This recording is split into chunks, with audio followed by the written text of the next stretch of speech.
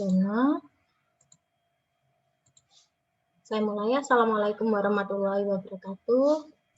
Waalaikumsalam warahmatullahi wabarakatuh. Salam sejahtera untuk kita semua. Kita dapat dipertemukan meskipun melalui tatap maya dengan Zoom meeting ini. Pada pagi hari ini kita akan mendengarkan dan berdiskusi mengenai berpikir kreatif yang akan disampaikan oleh Pak Gunawan. Nanti teknis pelaksanaannya yaitu Pak Gunawan akan menyampaikan hasil review literatur jurnal dari Scopus, kemudian dilanjutkan sesi tanya jawab oleh Bapak Ibu mahasiswa semuanya. Waktu dan slide saya persilahkan kepada Pak Gunawan. Ya, terima kasih Bu Ratri atas waktunya. Terima kasih Pak Wardono atas kesempatannya dan Bapak Ibu. Mohon izin untuk share screen.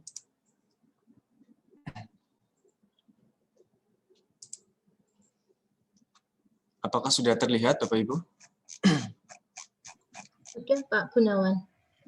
Saya perbesar sampai 120%. Ya. Bismillahirrahmanirrahim. Assalamualaikum warahmatullahi wabarakatuh. Waalaikumsalam warahmatullahi wabarakatuh. Salam sehat semua untuk kita semua ya. Hari ini saya akan memaparkan hasil review jurnal dan proceeding terindeks Scopus yang sudah saya lakukan kurun waktu terakhir. Saya mereview sebanyak 5 artikel ya. Kemudian untuk fokus dari review ini adalah berpikir kreatif. Kemudian ada model pembelajaran Aptitude Treatment Interaction atau disingkat ATI, dan ada model mind mapping atau pemetaan pikiran. Untuk review artikel yang pertama, saya bisa menuliskan judulnya adalah The Effectiveness of Problem-Based Learning and Aptitude Treatment Interaction in Improving Mathematical Creative Thinking Skills on Curriculum 2013. Nama jurnalnya European Journal of Educational Research. Ini terindeks Scopus ketiga di tahun ini, artikel tahun 2020. Untuk penulisnya ada sebanyak 7 orang, dari Ruhban Maskur, Sumarno, Yasinta Rahmawati, Kenny Pradana, Muhammad Syazali, Aris Septian, Endah Kinarnya Palupi. Untuk afiliasinya, untuk penulis 1345 ini dari UIN Raden Intan Lampung, 2 dari Muhammadiyah Kota Bumi, dan yang keenam, penulis ke-6 dari Institut Pertanian Bogor. Tujuan dari artikel ini adalah ingin mengetahui efektivitas penggunaan model pembelajaran Problem-Based Learning dan model Aptitude Treatment Interaction ATA dalam meningkatkan kemampuan berpikir kreatif siswa. Maaf Bu Moderator, ini sudah di-record belum ya? Sudah Pak. Ya. Kemudian untuk variabelnya, saya bisa, maaf, untuk jenis penelitiannya ini berdasarkan artikel yang saya baca berjenis eksperimen semu atau kuasi eksperimen dengan uji T. Variabelnya adalah problem-based learning, aptitude treatment interaction, and creative mathematical thinking skills. Populasinya siswa kelas MAPEL, sampelnya ada 2 kelas eksperimen dan 2 kelas kontrol. Teknik pengumpulan datanya menggunakan post-test. Hasil penelitiannya, model aptitude treatment interaction berpengaruh lebih baik meningkatkan kemampuan berpikir kreatif daripada model problem-based learning. Kelemahannya, tidak adanya penjelasan bagaimana proses berpikir kreatif siswa menggunakan ATA. Kemudian temuan yang dapat saya tuliskan adalah berdasarkan masalah yang diuraikan penulis bahwa kemampuan penalaran di Indonesia masih sangat rendah. Kemampuan penalaran ini dipengaruhi oleh 2 hal yang penting, berpikir kritis dan berpikir kreatif. preview, dalam hal ini saya sendiri tertarik untuk menelaah bagaimana pengaruh kedua model tersebut terhadap kemampuan berpikir kritis. Kemudian untuk review artikel yang kedua, ini judulnya adalah Improving Creative Thinking Skill of Student Through Differentiated Science Inquiry Integrate with Mind Map. Nama jurnalnya Journal of Turkish Science Education Scopus Q2. Penulisnya ada 4 orang, Siti Zubaidah, Nur Miftahul Fuad, Susriyati Mahanal, dan Endang Suarsini. Afiliasinya untuk penulis 134 ini dari Universitas Negeri Malang. Kemudian ini yang nomor 2 adalah guru di SMP Negeri 2 Puncu Kediri. Tujuan artikel ini adalah untuk mengetahui perbedaan kemampuan berpikir kreatif siswa putra-putri yang masing-masing diberikan 3 model pembelajaran yang berbeda, yaitu differentiated science inquiry, ya, dan kemudian di SI terintegrasi mind map dan metode atau model konvensional. Jenis penelitiannya eksperimen semu, variabelnya ada ada DSI terintegrasi mind map dan metode konvensional serta berpikir kreatif. Nah, ini saya langsung ke teknik pengumpulan data. Ini sampelnya ada 96 siswa dari 3 kelas SMP di Kediri ya. Teknik pengumpulan data menggunakan tes esai, hasil penelitian. Ini keterampilan berpikir kreatif tertinggi ditunjukkan oleh siswa yang diajar atau menggunakan model Differentiated Science Inquiry Terintegrate Mind Mapping atau DSI-MM. Selain itu, terdapat perbedaan kemampuan berpikir kreatif laki-laki dan perempuan. Siswa laki-laki memiliki kemampuan berpikir kreatif lebih tinggi daripada siswa perempuan menggunakan model DSI-MM. Kelemahan yang dapat saya tuliskan, tidak adanya penjelasan bagaimana proses berpikir kreatif. Sehingga review mengalami atau tidak menemukan gambaran awal bagaimana masing-masing indikator dari kemampuan berpikir kreatif menggunakan model DSI-MM. Temuannya berdasarkan masalah yang diuraikan penulis bahwa kemampuan pengenalan Indonesia masih sangat rendah. Kemampuan pengenalan dipengaruhi oleh 2 tadi yang saya sampaikan, berpikir kritis dan berpikir kreatif. Kemudian ini tertarik juga bagaimana model DSI-MM ini berpengaruh terhadap kemampuan berpikir kritis, tidak hanya berpikir kreatif. Kemudian review artikel yang ketiga, ini ada judulnya The Correlation Between Critical and Creative Thinking Skills on Cognitive Learning Result. Nama jurnalnya Eurasian Journal of Educational Research, Scopus Q3. Ini penulisnya ada 4. Yang pertama Jodius Siburian, Aloysius Duran Korebima, Ibrahim, dan Murni Saptasari. Keempat-empatnya dari Universitas Negeri Malang. Tujuan artikel ini untuk mengetahui hubungan kemampuan berpikir kritis dan berpikir kreatif terhadap hasil belajar kognitif menggunakan pembelajaran inquiry dan kontribusinya kemampuan berpikir kritis dan kreatif terhadap hasil belajar kognitif. Untuk jenis penelitiannya ini deskriptif korelasional menggunakan one group pretest post-test design. Variabelnya kemampuan berpikir kritis, berpikir kreatif, hasil belajar kognitif, dan model inquiry. Populasinya dalam mahasiswa prodi pendidikan biologi FKIP Universitas Jambi.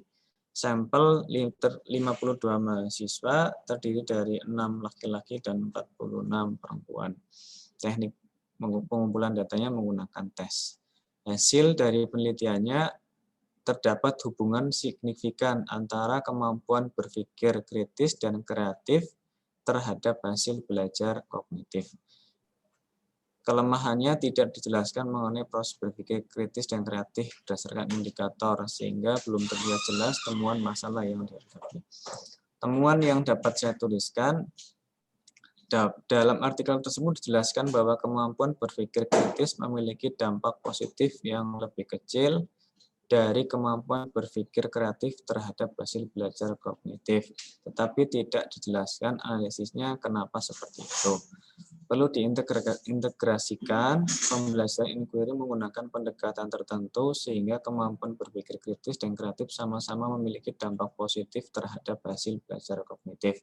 Kemudian menjadi celah juga apakah kesimpulan tersebut masih berlaku terhadap hasil belajar yang lain selain kognitif.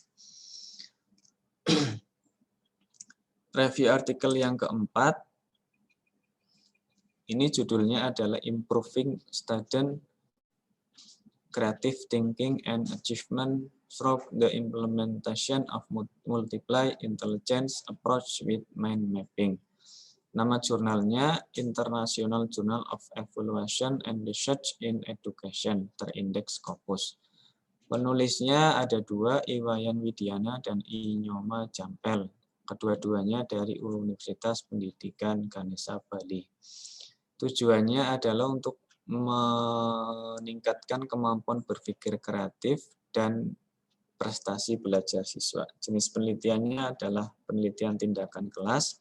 Ini variabelnya ada multiply intelligence, kemampuan berpikir kreatif, prestasi belajar, dan mind mapping. Populasinya siswa SD, sampelnya 20 siswa kelas 2 SD. Teknik pengumpulan datanya ada tes dan observasi. Hasil penelitiannya, penerapan kecerdasan ganda dengan mind mapping dapat meningkatkan kemampuan berpikir kreatif siswa. Kelemahan tidak dijelaskan mengenai proses berpikir kreatif, lebih banyak menjelaskan kecerdasan ganda dan mind mapping. Siswa tidak terbiasa dengan mind mapping dan proses diskusi tidak berjalan lancar.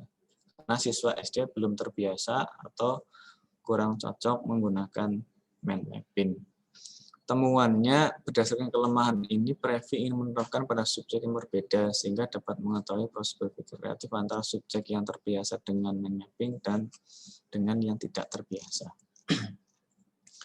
Kemudian review artikel yang kelima atau yang terakhir, judulnya adalah Design of Collaborative Learning with Creative Problem Solving Process Learning Activities in a Ubiquitous Learning Environment to Develop Creative Thinking Skills.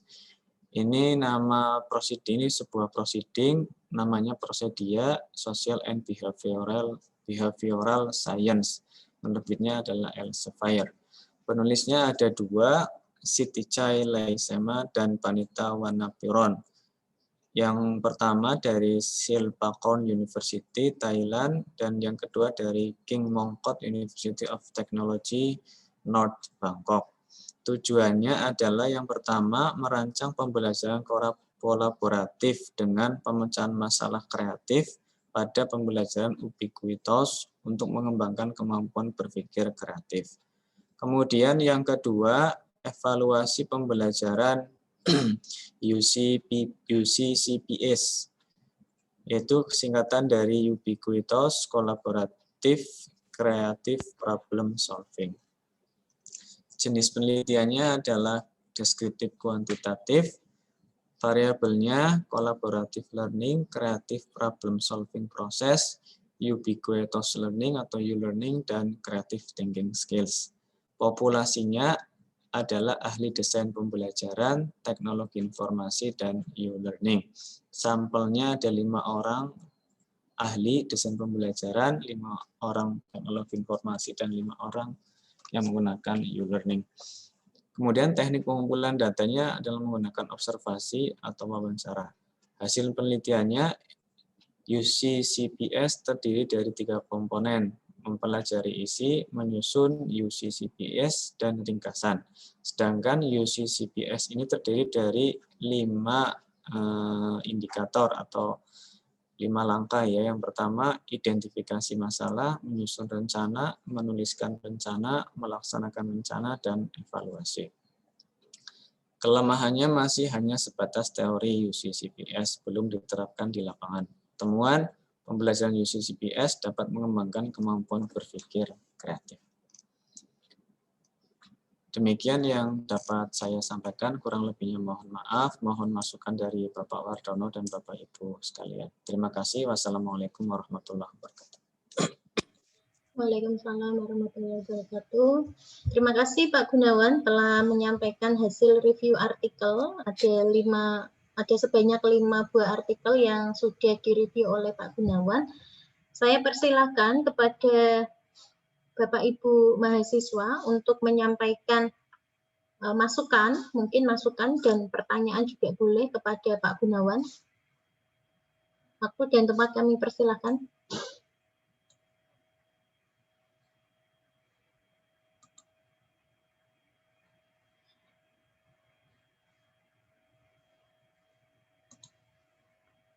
Mungkin saya mulai dulu ya, biar teman-teman mahasiswa ini semangat.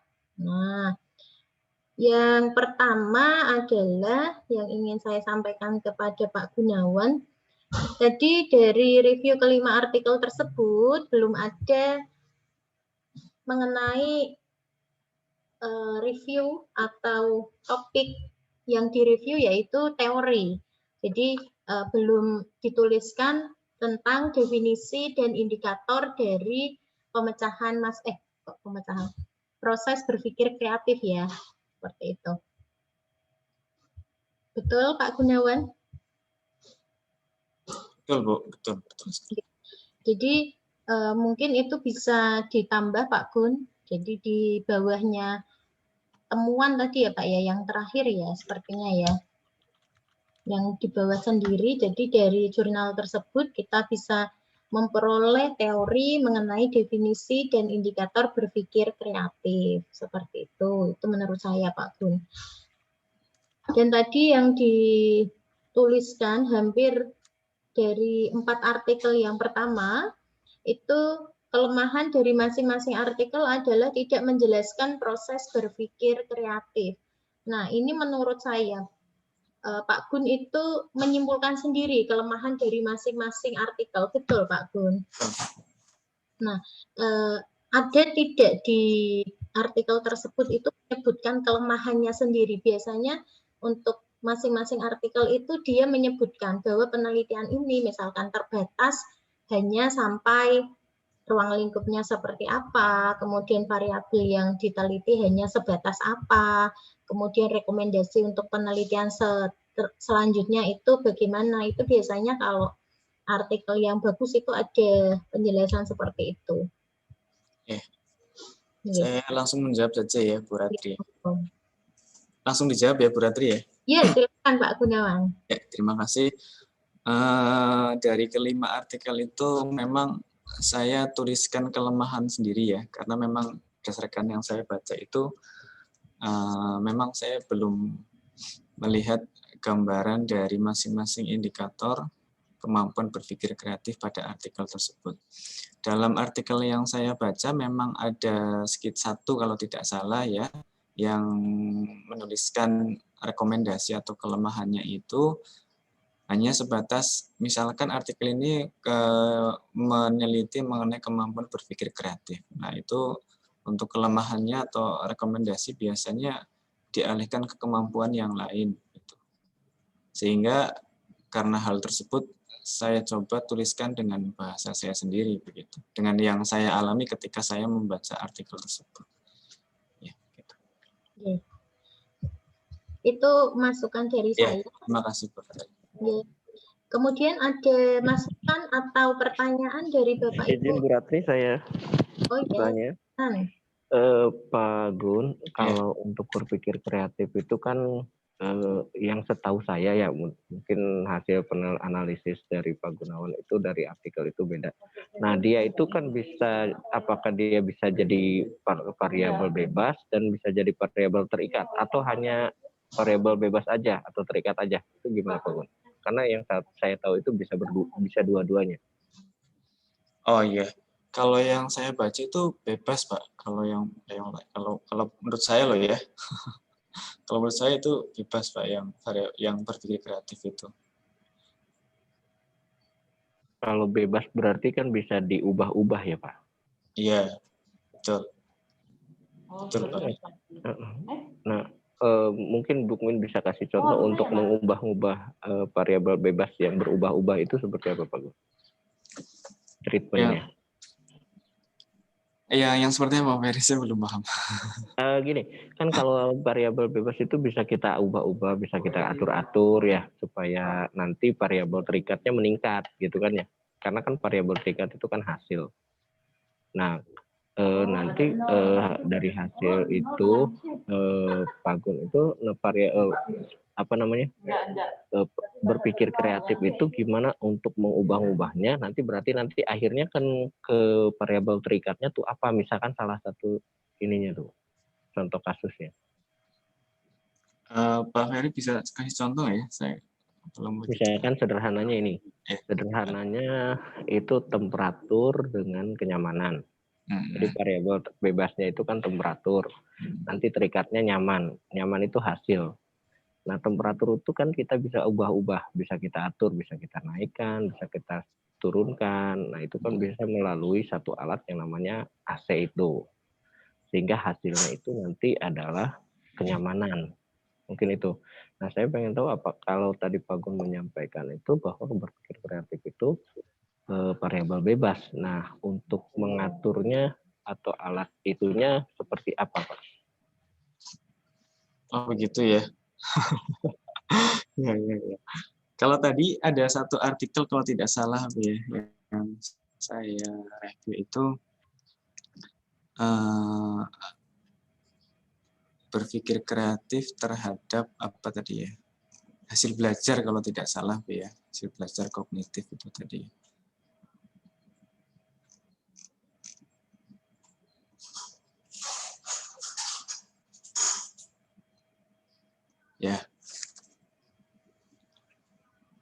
Ya Pak Ferry kayaknya saya belum sampai ke sana nih Pak Ferry. Iya betul sih, tadi kayak kata Pak Gun itu berpikir kreatif terhadap hasil belajar, berarti kan hasil belajarnya kan variabel terikat ya. Terikatnya betul. Nah berarti kan berpikir kreatifnya itu adalah variabel bebasnya gitu sih. Gitu ya. Nah berarti kan bisa ya jadi seperti itu. Ya, mungkin bisa. Itu salah satu gambaran. Ya mungkin nanti saya coba dari. Karena saya pernah mendengar tidak hanya sebagai variabel bebas, tapi juga katanya sih bisa jadi variabel terikat. Mungkin Pak Gun tadi ada menemukan artikel tentang seperti itu gitu. Yang berpikir kreatif sebagai variabel terikat gitu. Mungkin itu aja Pak Gun. Terima kasih. Terima kasih Pak Ferry masukannya. Terima kasih Pak Ferry atas masukannya. Kalau saya tangkap tadi dari jenis penelitian yang 1 dan 2, itu variabel terikatnya malah berpikir kreatif, Pak. Balik ya? Jadi yang dipengaruhi adalah berpikir kreatif, kemudian variabel bebasnya adalah lingkungan atau model pembelajaran yang diterapkan. Jadi bebasnya itu. Iya. Menurut saya, nanti boleh kita ulang ya. Kemudian Bapak Ibu yang lain silahkan jika ada pertanyaan. Izin menambahkan. Ini silahkan.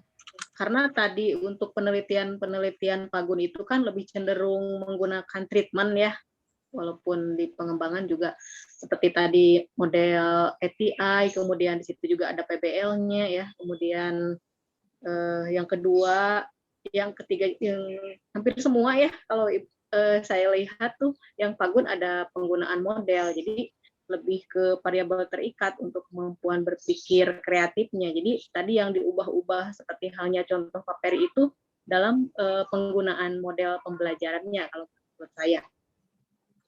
Terima kasih. Ya, terima kasih Bu Yeni.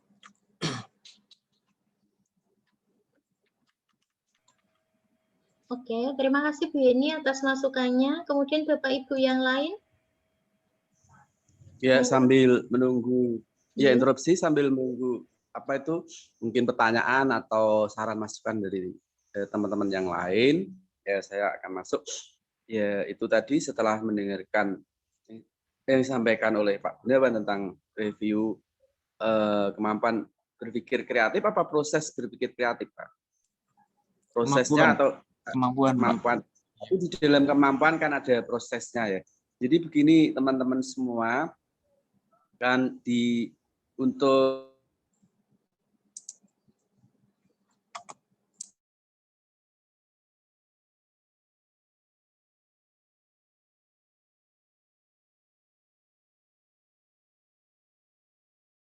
terbaik ya, yang baik-baik ya.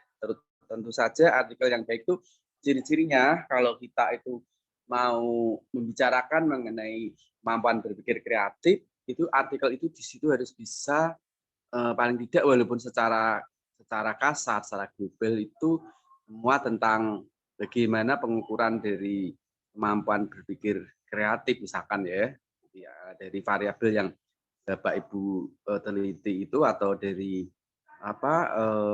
kompetensi atau aspek matematika yang diteliti itu. Jadi kita harus berusaha memilih saya pilih artikel yang ini. Jadi tidak sembarang artikel. Nah, kenapa memilih artikel ini untuk direview? Karena artikel ini lebih jelas dari yang lain karena dia artikel ini memberitahukan tentang cara-cara pengukurannya, walaupun itu global hanya disebutkan katakanlah kalau literasi matematika ya hanya untuk melakukan pengukuran untuk mengetahui literasi matematika, maka indikator yang dipakai adalah sebagai berikut. Lalu communicating, mathematics, representation, reasoning and argument, dan seterusnya sampai matematik tool. Begitu aja.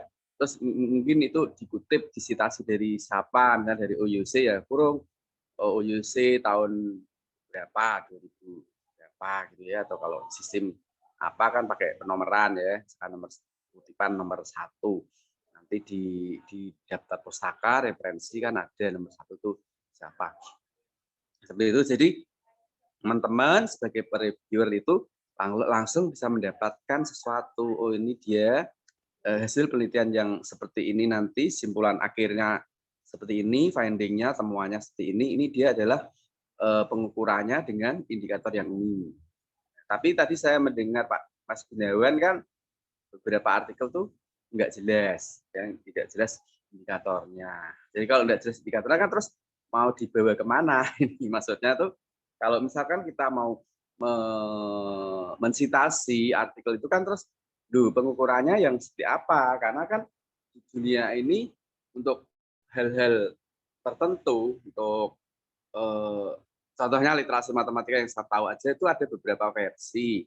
Literasi matematika yang versi PISA, Program International for Student Assessment, atau literasi matematika yang versi NCTM, atau literasi matematika yang versi mana lagi yang dikembangkan oleh negara mana atau oleh organisasi mana. Kalau misalkan yang sering saya pakai itu saya adalah literasi matematika yang versi PISA yang dikembangkan oleh OECD sebagai organisasi besar yang pengembangan kerjasama ekonomi jadi pengembangan kerjasama ekonomi gitu ya dunia, tentu saja tingkat dunia seperti itu. Jadi jelas itu ada organisasinya yang mengembangkan itu dan menggunakan aturan atau kriteria atau indikator yang jelas itu misalkan ya. Kemudian tadi mengenai pembicaraan variabel, jadi kita harus mengetahui konsep dari variabel itu adalah hal yang dibicarakan yang mempunyai variasi di dalamnya, ya mempunyai variasi. Jadi kalau sebetulnya dalam penelitian-penelitian itu kalau yang variabel yang enak contohnya itu misalkan penelitian mengenai hubungan, korelasi atau regresi, misalkan pengaruh antara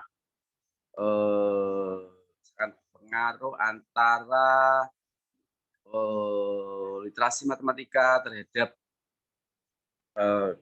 kemampuan berpikir kreatif. Misalkan itu berarti itu variabelnya adalah literasi matematika sebagai variabel bebas, sedangkan kemampuan berpikir kreatif sebagai variabel tingkat.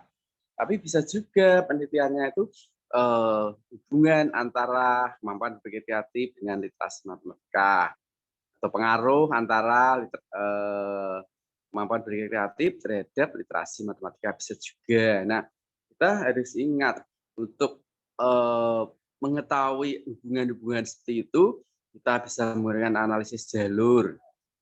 Nanti kalau dengan analisis jalur akan ketahuan apakah A mempengaruhi B, apakah B mempengaruhi A, atau apakah A dan B saling mempengaruhi. Jadi kalau di dunia logika kan ada implikasi, ada B implikasi. Nanti akan ketahuan di situ. Kalau misalkan A mempengaruhi B, itu sebesar berapa pengaruhnya, kontribusinya. Kalau B mempengaruhi A, seberapa besar kontribusinya. Atau sebaliknya, A mengaruhi B dan B mengaruhi A. Masing-masing kalau seperti itu berapa kontribusinya. Itu bisa kita cek dengan analisis jalur menggunakan bantuan dari Listrel seperti itu. Langsung kalau kedua panah ya kanan kiri, jadi kita bisa tahu seberapa jauh hubungan pengaruhnya itu. Seperti itu, jadi bisa terjadi ya, bisa terjadi. Nah, kalau kita melakukan penelitian buat proposal, gunanya kita mereview banyak artikel itu, dari artikel-artikel yang bagus-bagus itu kita akan ambil, kita akan citasi mana itu teori yang mengatakan bahwa A mempengaruhi B, atau yang B mengaruhi A, atau A dan B saling mempengaruhi. Yang mana itu sebagai dasar dalam penyusunan dari mungkin suatu disertasi atau tesis atau artikel-artikel itu seperti itu. Di dalam teorinya tuh harus jelas dulu. Kita temukan hubungan-hubungan atau pengaruh-pengaruh seperti itu ya. Jadi itu yang mengenai variabel terikat, variabel bebas. Kemudian kaitannya kalau tadi itu ada artikel yang mengatakan model pembelajaran itu sebagai variabel itu sebenarnya kayak rancu gitu ya. Saya pernah heran sekali baru aja kemarin saya menguji proposal dari tesisnya mahasiswa S2. Saya tanya, Mas, itu kok model tadi mengatakan bahwa model itu sebagai variabel ya? Iya, Pak. Oh ya, penelitianmu itu yang akan datang tuh modelnya ada model up berapa? Ya model pembelajaran misalkan ya, model pembelajaran PBL, pendekatan realistik atau PMRI berbantuan LMS, Pak. Oh itu aja. Iya, satu model ya. Iya, Pak, satu model. Satu model dipandang sebagai variabel. Terus saya tanya, konsep variabel itu apa? Dia nggak ngerti konsep variabel itu bahwa variabel itu ada variasinya itu. Ya. Nah, terus saya luruskan. Nah, itu tadi Anda menyebut ada kelompok eksperimen, ada kelompok kontrol. Jadi modelmu ada berapa sih sebenarnya? Oh iya ya Pak, ada kelompok kontrol. Kontrolmu menggunakan apa? Pembelajaran konvensional. Apa itu konvensional? Nggak ngerti. Kontrol itu nggak usah susah-susah, nggak ada kok kamu tulis di proposal dan kamu nggak mudeng, nggak bisa memberi penjelasan konvensional atau apa. Dia senyum-senyum aja, malu gitu ya, malu. Yang kalau penuh hikmat kebijaksanaan itu yang namanya kontrol itu adalah model yang dipakai sehari-hari oleh guru, yang rutin biasa dipakai sehari-hari itu apa? Nah, apa? Itu sekolahnya sekolah mana? Sekolah saya, Pak. Lalu yang ngajar kan dirimu sendiri. Iya. Dan modelmu apa? Apa ya, Pak? Langsung ketahuan bahwa dia dalam ngajar sehari itu nggak pakai model. Ya, dan saya kan kadang ini, kadang itu. Tapi kan yang mayor apa? Yang mayor itulah yang kau sebut. Yang jelas kalau K13 ya model yang disarankan ya PBL, PJBL atau DL kan, pendekatannya saintifik. Oh gitu ya, Pak. Ya terserah dirimu yang melakukan penelitian. Jadi akhirnya saya arahkan untuk model konvensional tadi diganti menjadi model PBL, pendekatan saintifik. Nah kalau sudah nyebut model lebih dari satu, barangkali itu bisa disebut sebagai variabel. Tapi sebenarnya kalau saya cocok kalau seperti itu bukan variabel tapi adalah treatment atau perlakuan. Lalu treatment atau perlakuan itu lalu nanti hasilnya seperti apa kan? Apakah efektif yang ini, model yang ini dibanding yang sehari-hari dipakai tadi ya, yang rutin ya. Kan orang melakukan penelitian itu kan ingin pembaruan, inovasi. Oh, saya mengunggulkan pembelajaran yang inilah untuk inovasi. Saya sebagai mungkin calon ahli pendidikan matematika atau ahli pendidikan matematika, saya ingin berinovasi pembaruan seperti ini. Apakah ini bisa mengubah yang sehari-hari dilakukan kontrol itu? Oh, ternyata bisa mengubah karena lebih efektif, hasilnya lebih bagus ya dalam segala hal, dalam segala pandangan lebih bagus. Nah seperti itu. Tapi kalau saya sarankan nggak usah lah itu disebut sebagai variabel karena kan kayak kacau tadi lah. Disebut apa? Treatment aja. Dan intinya di situ kan nanti kita melakukan uji banding, membandingkan membandingkan hasil belajar apa. Oh kalau dengan model A, model M1, model M2 atau model M1, M2, M3 kan melakukan pembandingan aja atau itu uji bida rata-rata aja membandingkan itu hasil belajar atau hasil dari suatu kompetensi atau aspek matematika tertentu dengan perlakuan yang berbeda-beda itu seperti apa. Jadi intinya kan itu analisisnya nanti uji bida rata-rata, uji banding. Sedangkan kalau yang variabel-variabel tadi yang mempengaruhi hubungan dan sebagainya itu tuh kelihatan ya kalau misalkan kemampuan literasi matematika sama kemampuan berpikir kreatif tuh ya kalau kita neliti berapa responden kan masing-masing responden punya untuk literasi matematika misalkan kita sebut X1, X2, X3 lalu kemampuan berpikir kreatif Y1, Y2, Y3 itu kan jadi masing-masing ada nilai variasinya lalu nilai variasinya itu kita analisis hubungannya, apakah hubungan biasa, apakah hubungan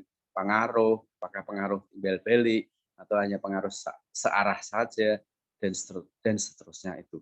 Jadi saya ini memberi masukan kepada Mas Gunawan dan teman-teman, sekali lagi karena artikel di jurnal itu nasional maupun internasional amat sangat banyak sekali, maka pilihlah harus berhikmat, pilihlah artikel-artikel yang berkualitas, ciri-cirinya yang berkualitas itu adalah pengukurannya itu jelas, pengukurannya itu disampaikan secara jelas, walaupun global karena memang artikel kan harus padat, walaupun hanya misalkan indikator sebutkan 1, 2, 3, 4, 5 enggak diure-urekan, nanti kan ureannya mungkin bisa dicari di mana dia mengacunya sumber yang lebih banyak lagi, sumber yang lebih luas lagi dari referensi dia karena nanti bisa kita kejar dia ternyata indikatornya literasi matematika pakai OUC. Indikatornya pakai OUC ya di mana OUC itu mengarah ke literasi matematika PISA OECD atau langsung kita tembak indikator literasi matematikanya menurut literasi matematika PISA OECD, lalu OECD tahun berapa? OECD tahun yang terbaru katakanlah 2021 atau 2020 gitu ya.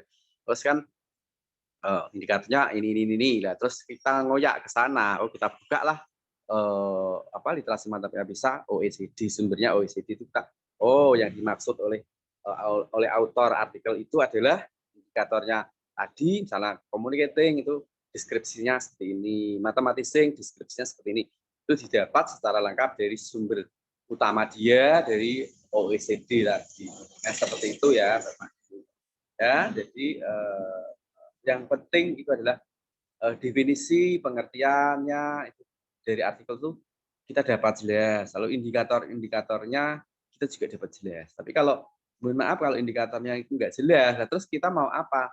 Kalau kita melaporkan ini itu setelah itu di bawah ya banyak hasilnya itu kita laporkan. Tapi kan yang dilaporkan itu tadi bahwa itu mengaruhi ini, bahwa itu tuh seperti ini sifatnya. Itu tuh bagaimana sih ngukurnya? Apa yang diukurnya untuk kompetensi ini? Nah, kalau kita nggak bisa jawab, nggak ada tuh di artikel. Berarti kan sia-sia ya, pekerjaan kita kan sia-sia. Jadi kalau kita mereview itu kan harus dapat sesuatunya itu ada kejelasan. Oh ini loh, dengan kesimpulan hasil penelitian seperti ini, itu yang cara mengukurnya, yang ukur untuk literasi matematika itu ada 7. Jadi komunikasinya, kemampuan komunikasi siswa dilihat, deskripsinya seperti ini. Kemampuan matematisasinya, deskripsinya seperti ini. Representasinya, deskripsinya seperti ini. Reasoning and argumennya seperti ini. Devising strategis problem solving-nya seperti ini. Penggunaan simbol, lambang, simbol, bahasa matematikanya seperti ini. Matematik tool, penggunaan alat keterampilan menggunakan alat matematika seperti ini deskripsinya. Nah, kan jelas. Lalu kalau kita itu mau mengadakan penelitian mengacu ke hasil penelitian dia, kan kita sudah tahu, oh caranya ngukur seperti ini. Jadi kalau kita mau mengukur untuk versi kita, lalu kita kita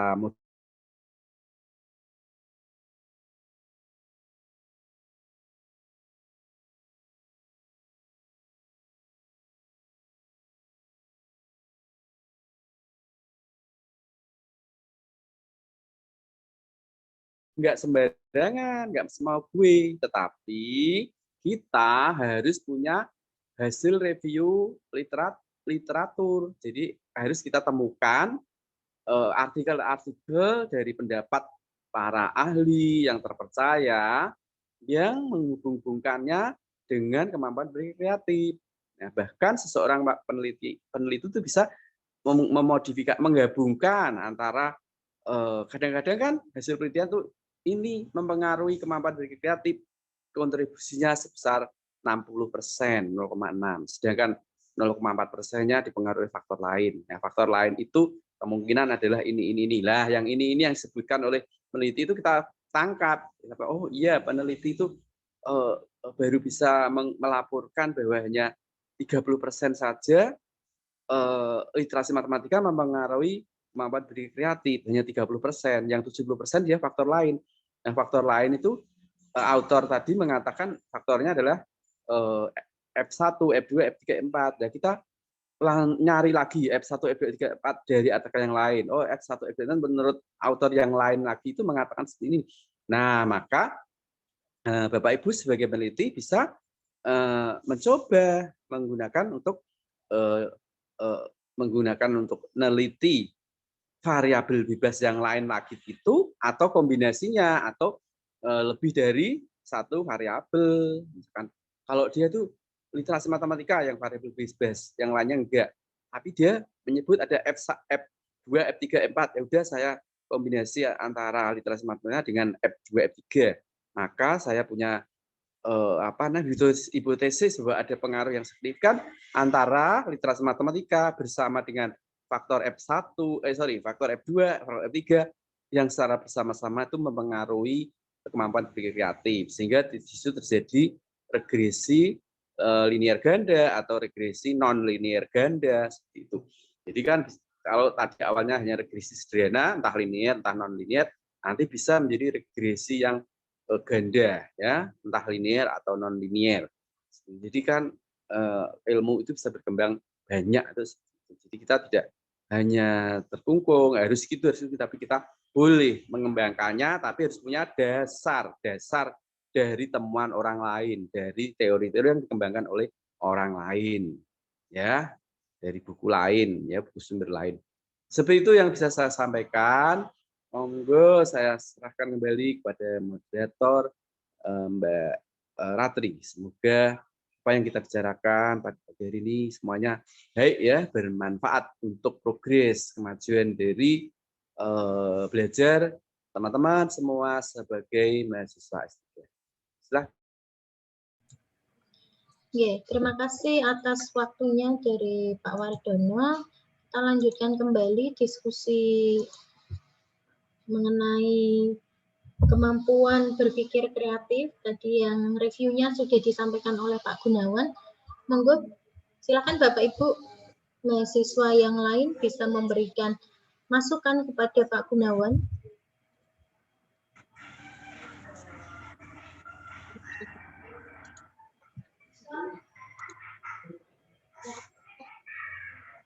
Sepertinya belum ada Pak Gunawan. Kalau boleh saya menambahkan, jadi seperti yang sudah disampaikan oleh Pak Wardono, bahwa kita harus berusaha memilih artikel yang baik, gitu ya. Kemudian menyambung dari hal tersebut, ini saran saja Pak. Tadi saya lihat, ya, artikelnya itu masih banyak di negara di Asia Tenggara, bahkan di Indonesia ya Pak ya. Iya, betul. Di Malang, kemudian Bali, belum ada perwakilan untuk di setiap benua nggih Pak Gunawan nggih. Nah, ini saran saja Pak Gun, alangkah lebih baiknya misalkan untuk berpikir kreatifnya ini nanti ada di setiap benua perwakilannya, misalkan di Amerika kemampuan berpikir kreatifnya itu seperti apa, kemudian di Eropa, di Asia, di Afrika. Nah, itu akan lebih baik menurut saya, dan nantinya yang akan dikembangkan oleh Pak Gunawan itu seperti apa. Jadi punya gambaran posisi penelitian kita itu ada di mana, atau kalau istilah kerennya itu state of the art-nya kita seperti apa. Gitu Pak Gunawan. Ya, terima kasih Bu Ratri. Iya. Monggo Bapak Ibu yang lain. Iya, terus saya mau memberi, Nggih, Pak. mumpung ingat dari yang disampaikan oleh Mbak Ratri tadi. Jadi untuk teman-teman ini kan S3 disertasi. Jangan sampai nanti referensi di disertasinya itu mengacu skripsi atau tesis pun kayaknya nganu loh, kayaknya nggak baik gitu loh. Maksudnya jangan mensitasi dari karya yang jauh di bawahnya Bapak Ibu ya. Jadi yang disitasi yang bagus itu adalah artikel-artikel yang itu, pokoknya jangan tesis, jangan menggunakan kata skripsi atau tesis gitu ya. Tapi kalau artikel walaupun disampaikan oleh level S1 atau S2, tapi kalau itu misalkan di suatu pertemuan yang bagus, katakanlah seminar nasional atau konferensi internasional atau jurnal-jurnal yang terakreditasi, jurnal-jurnal yang bereputasi, kalau atau jurnal internasional yang bereputasi, berdampak faktor, yang Scopus, yang WOS dan sebagainya.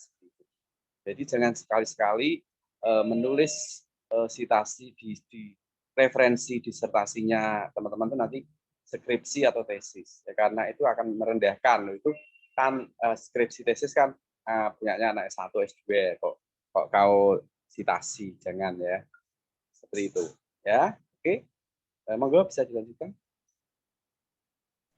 Oke, terima kasih Pak Wardono atas tambahan masukannya. Silahkan Bapak Ibu, jika ada masukan untuk Pak Gunawan. Pak Jaka, silahkan memberikan komentar. Sudah cukup bagus menurut Pak Jaka.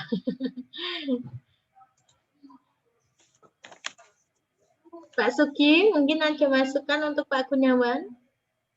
Izin bertanya, Bu. Oh ya, silakan Bu Yeni. Ini ingin memberikan pertanyaan untuk Pak Gunawan.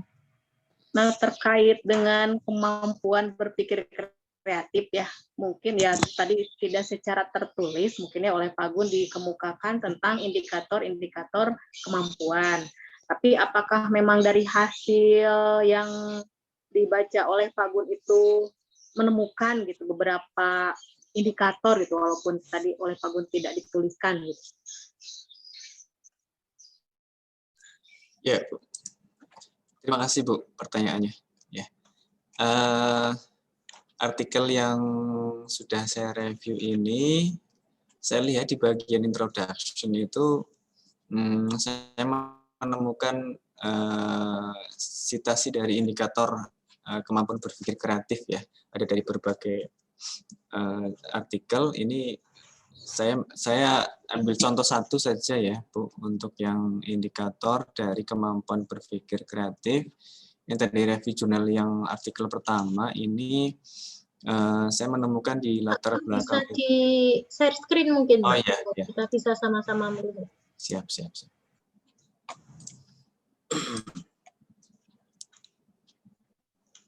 Sudah terlihat ya Bapak Ibu?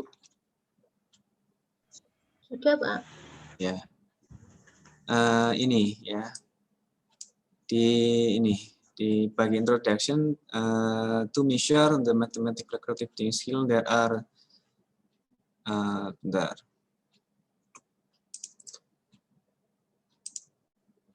Saya ulangi, to measure the mathematical creative thinking skill there are several indicators that must be met such as berpikir berpikir original ya. Kemudian ada berpikir detail, ada berpikir lancar, friendly, dan berpikir fleksibel. Ini indikator menemukan indikator dari kemampuan berpikir kreatif. Gitu. Ya, itu ditambahkan Pak Gun ke dalam analisisnya, Pak. Ya, terima kasih Bu. Untuk definisi. Kalau ada masalah yang sama, ini kan sudah ngomongin plafon, terus ini kok ngomongin plafon lagi, ini nanti saat diganti yang lain jangan sama. Sudah ada plafon nomor 1 kok nomor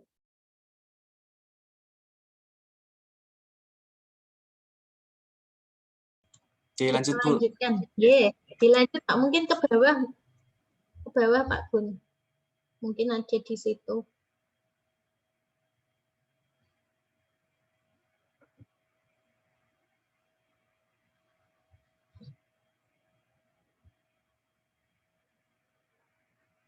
Yang digunakan untuk penelitian ini nggak dituliskan ya. Biasanya di bab 3 di sini ada indikatornya gitu, nggak ada ya.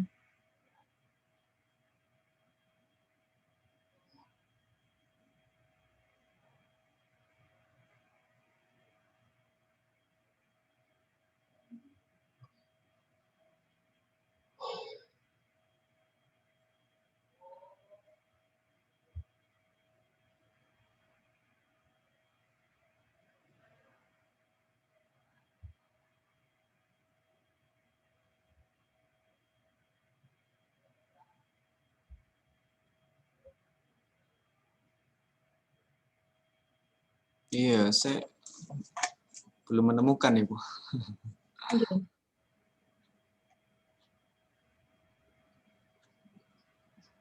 Nanti mungkin bisa dicari lagi ya Pak Gun. Terima kasih Bu Sri atas masukannya. Jadi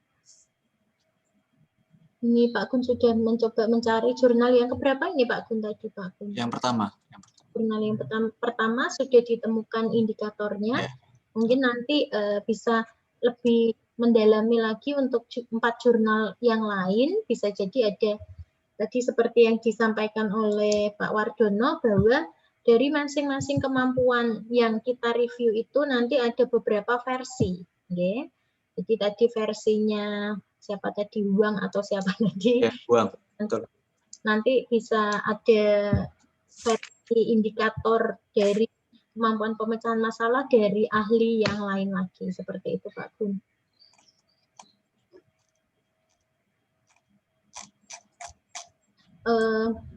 Monggo Bapak Ibu yang lain jika ada masukan untuk Pak Gunawan.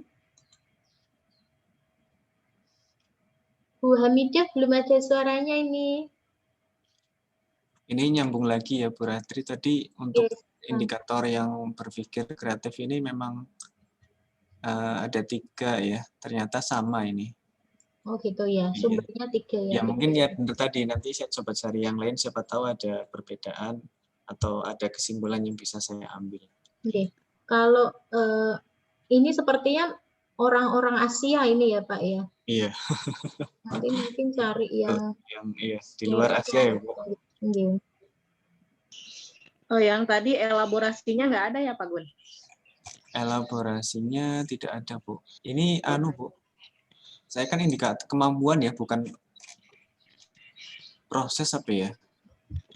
Nah ini saya sedang buka referensi yang lain atau saya sedang membaca ini bedanya proses dengan kemampuan yang saya jadi kepikiran kata itu ya, proses dengan kemampuan ini. Iya, itu kadang beda. Apakah sama tapi berdasarkan ini yang saya temukan ini menurut Wallace dalam Solso 2007, Munanda 2009, dan Fatullah 2012, proses berpikir kreatif ini ada 4 tahapan. Ada persiapan, ada inkubasi, iluminasi, dan verifikasi. Oh iya, beda dengan itu Iya, indikator. dengan indikator, makanya saya. Berarti ini jadi Bu, Bapak Ibu semua, jadi memacu saya supaya kira-kira nanti saya mau ke proses atau mau ke kemampuan ya. Jadi untuk dipelajari lagi. Ya. Nanti jenis penelitiannya itu akan mempengaruhi, Bun. Kalau Gitu ya, Bu. Iya, tadi kan saya melihat kelemahan dari analisisnya Pak Gun. Pak Gun menuliskan pada bagian kelemahan adalah tidak ada penjelasan mengenai proses berpikir kreatif seperti itu, nggih.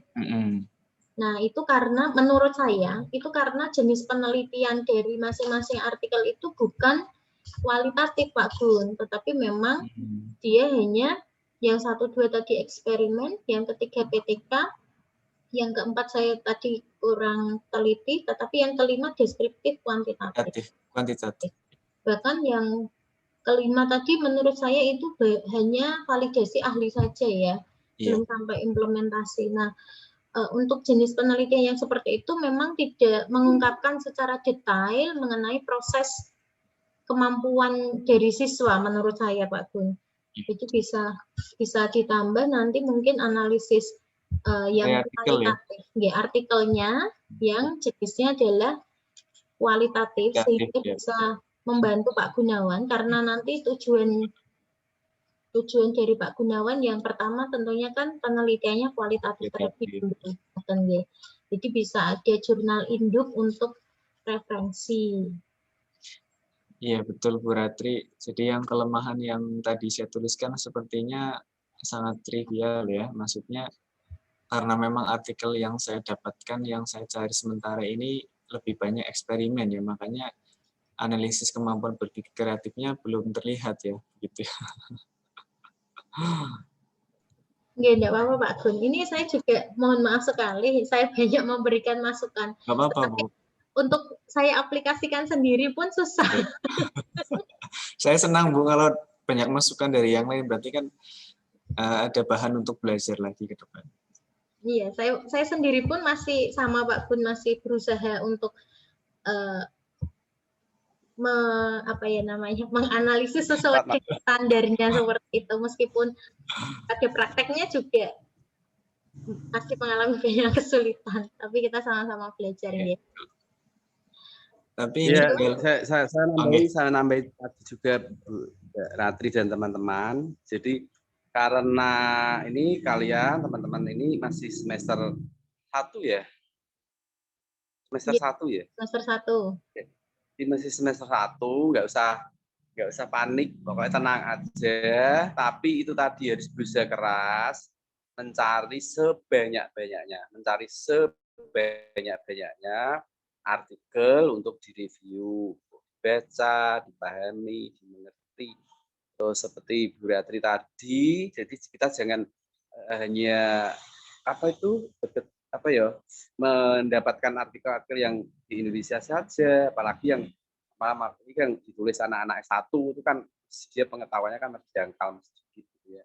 Jadi berusaha mencari artikel-artikel yang di setiap belahan bumi itu 5 benua itu dicoba ya, di searching, siapa tahu nanti dapat artikel yang bagus sekali, mungkin dari Amerika, mungkin dari Afrika Selatan, mungkin dari Australia ya, atau dari Eropa ya. Kalau dari Asia itu yang mungkin negara-negara yang maju seperti dari Cina, Korea, atau dari Rusia, atau dari India, atau dari Singapura ya. Itu kemudian kita juga harus tahu bahwa penelitian itu kan ada yang kuanti, ada yang kuali, seperti itu. Jadi dicoba aja nanti teman-teman itu mempelajari kalau yang kuanti seperti ini, kalau kuali seperti ini, atau yang mix method seperti ini, ya, sehingga nanti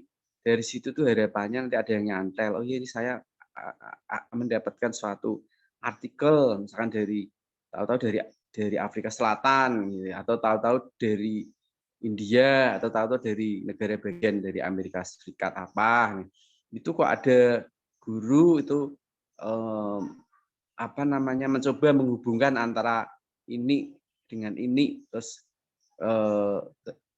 dihubungkan dengan kemampuan berpikir kreatif misalkan, terus itu kok dia apa pendekatannya pakai seperti ini ya. Nah, terus tuh bagaimana ya kalau misalkan itu diadopsi atau diterapkan di Indonesia. Seperti kalau PMR itu kan dulunya RME. RME kan dari Nederland, dari Eropa, ke Belanda-Belandaan kayak gitu. Terus nanti setelah ada hasil penelitiannya terkait dengan RME, itu orang Indonesia yang pinter-pinter, yang mungkin sekolah di luar negeri juga, ataupun yang sekolah di dalam negeri, terus merenung-renungkan, mereview, merenung-renungkan, lalu timbul pemikiran, oh iya kalau di Belanda itu dia budaya yang dibicarakan itu konteksnya itu seperti ini, maka kalau kita itu nyontoh, terus misalnya contoh-contoh soalnya yang dikembangkan tuh konteksnya, lingkungannya tuh lingkungan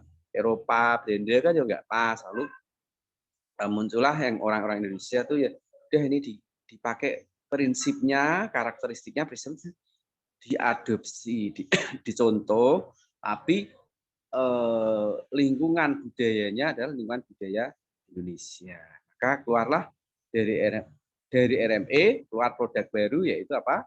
PMRI, Pendidikan Matematika Realistik Indonesia. Itu adalah RME tetapi menggunakan budaya lokal Indonesia seperti itu. Jadi prinsipnya, karakteristiknya sama dengan RME, cuman tidak pernah sekali-sekali ngomong bicarakan mengenai konteks Eropa atau konteks Belanda, ya, misalkan membicarakan mengenai kuliner, makanan, atau budaya-budaya, bangunan-bangunan, bentuk-bentuk bangunan atau yang lain, maka yang dibicarakan adalah yang versi Indonesia yang sedekat mungkin dengan kehidupan sehari-hari dari siswa seperti itu.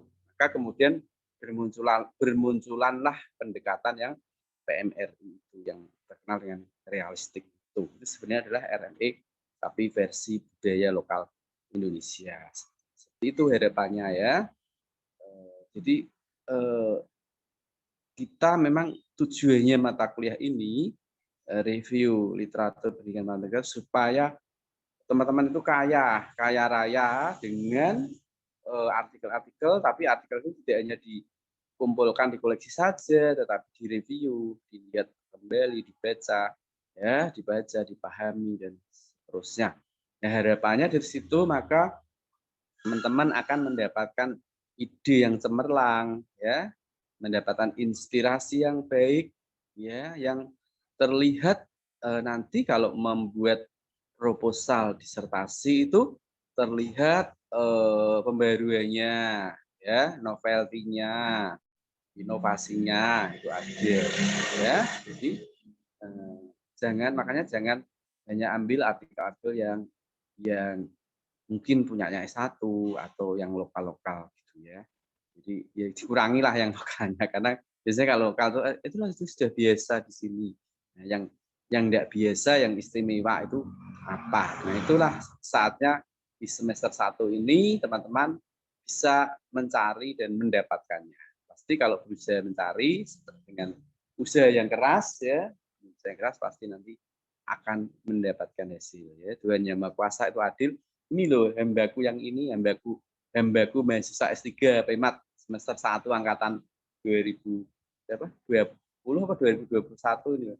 Tekunya bukan main, maka tahu-tahu apa diberkahi oleh Tuhan, ya, Maha Kuasa, diberi artikel yang luar biasa istimewa. Ini ternyata artikelnya ditemukan di mana? Di Australia, atau tahu-tahu di New Zealand, atau tahu-tahu di Sydney, atau tahu-tahu di Cina, di Korea, di Jepang, bisa jadi ya artikelnya dia gurunya ini kok gurunya kok kreatif, inovatif ya, dia membuat suatu aktivitas kegiatan seperti ini.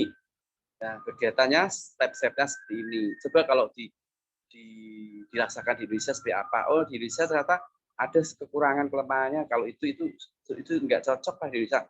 Nah, itu diganti disubstitusi ya, ganti dengan aktivitas apa yang tepat di Indonesia. Nah, itu nanti kayaknya teman-teman sudah bisa menunjukkan temuan baru novelty-nya. Jadi kalau ditanya oleh penguji, oleh pembimbing, Mas, Mbak, Pak, Bu, kok menulis disertasi tentang itu? Apa sih pembaruannya, novelty-nya, inovasinya? Oh iya Pak, Bu, ini mohon izin, saya berdasarkan dari artikel yang saya review, saya dapat artikel yang menarik dari sini, dari negara ini.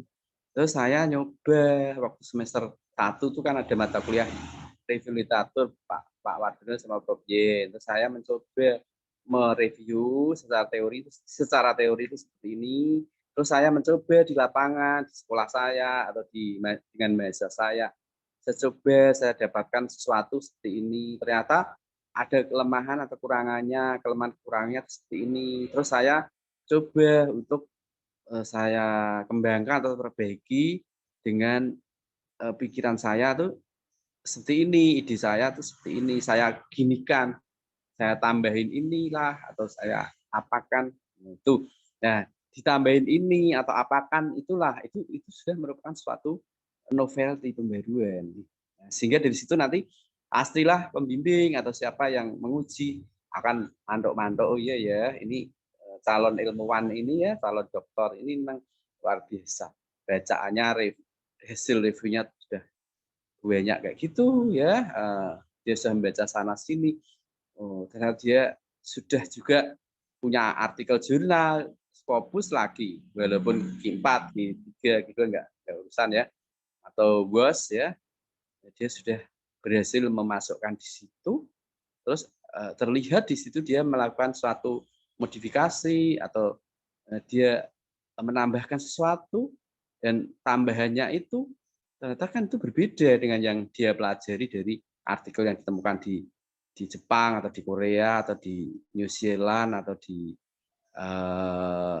Pennsylvania, negara bagian Amerika Serikat, atau dari Afrika Selatan, atau dari Perancis, atau dari Polandia, atau dari mana. Dia berusaha ini di artikel yang sudah terindeks Scopus atau WOS, dia sudah berhasil menulis itu apa namanya modifikasi dia atau usaha dia lah ya untuk mensubstitusi, mengganti atau memodifikasi tadi itu dan dilaporkan hasilnya seperti itu.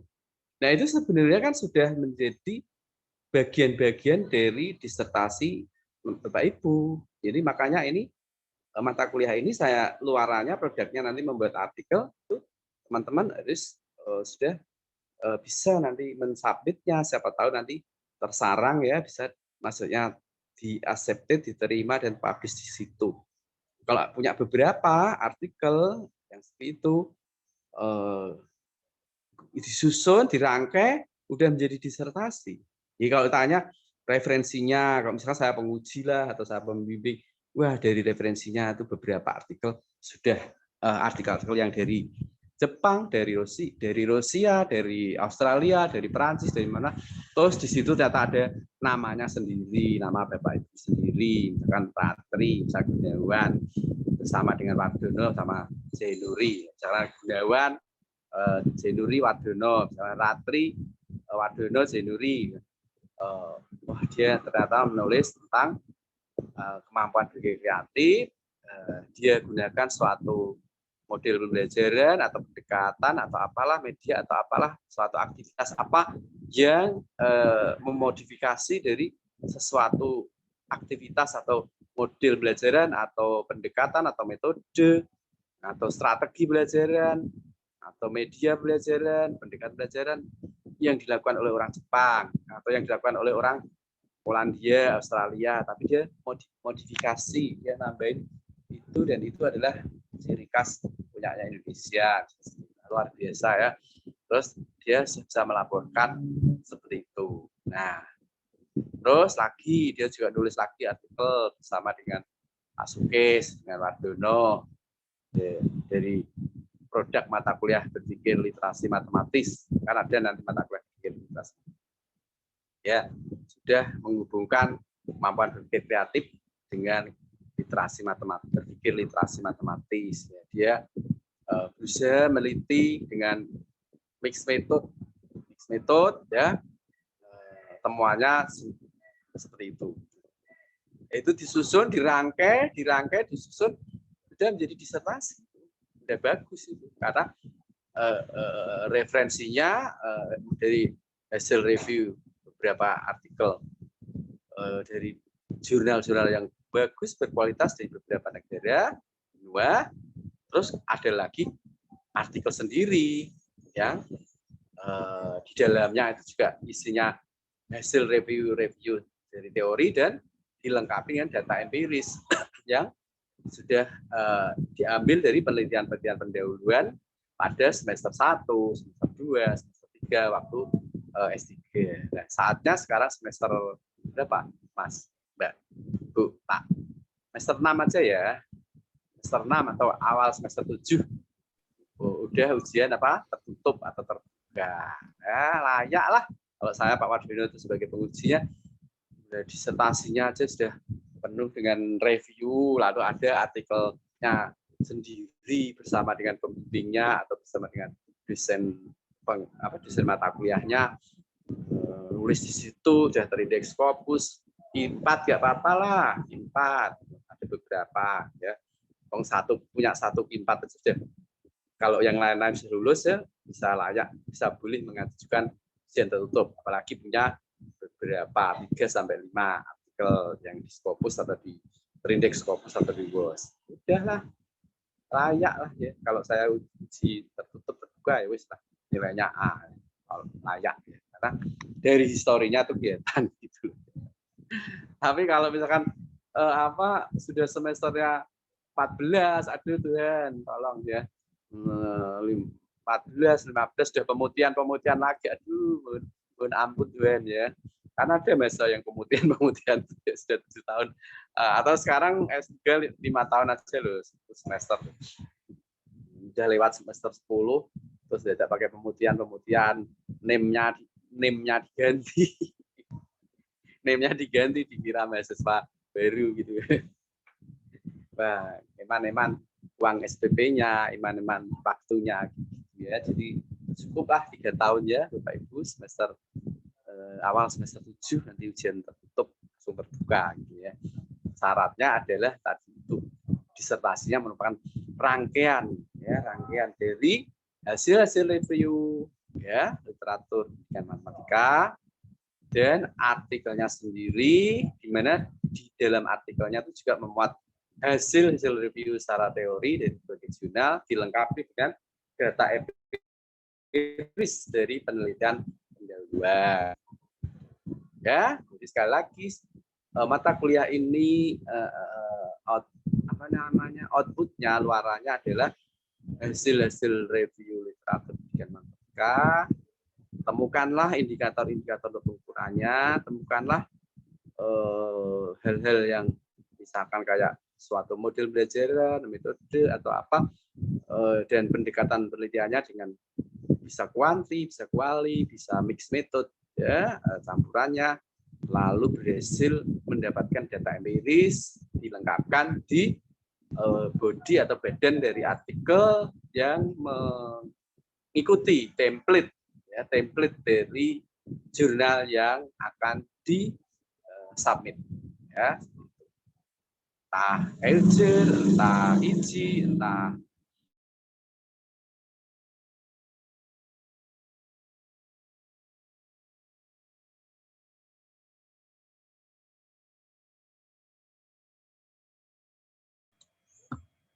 Mohon maaf Pak Wardono, terputus Pak. Skema Gus JR aja yang pendidikan kan ada 1000 berapa itu ya, 1400-an, 1403 jurnal. Nah, di antara 1403 jurnal kan mesti yang discontinue yang nggak banyak. Ya, hati-hati cara ngecek continue atau discontinue itu adalah di scopus.com ya, di search ya, di sumbernya. Kalau dia dikatakan continue from misalkan from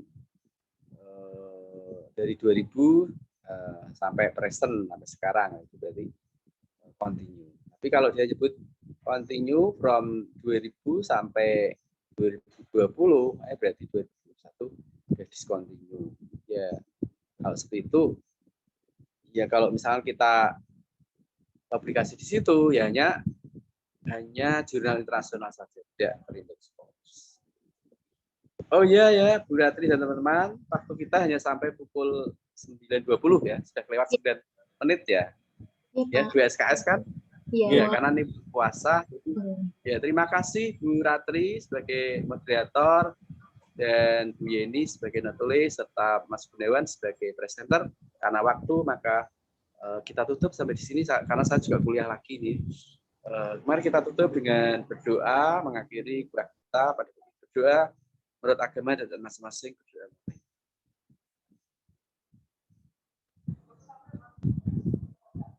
Berdoa tidak pernah usai. Terima kasih dan hari ini masuk semua kah? Yang tidak masuk Pak Sopo? Masuk Pak. Ya, yang tidak masuk Pak. Masuk semua ya, Pak. Enggak ada. Projo yang Projo ya. Pak Projo, Pak Suprojo ya. Siapa? Suprojo. Ya. Terima kasih. Baik, terima kasih dan ya saya izin ya, saya Lip. Silakan melanjutkan aktivitas masing-masing. Selamat pagi teman-teman. Selamat pagi. Sampai ketemu lagi. Terima kasih. Selamat pagi Pak, terima kasih. Terima kasih Pak.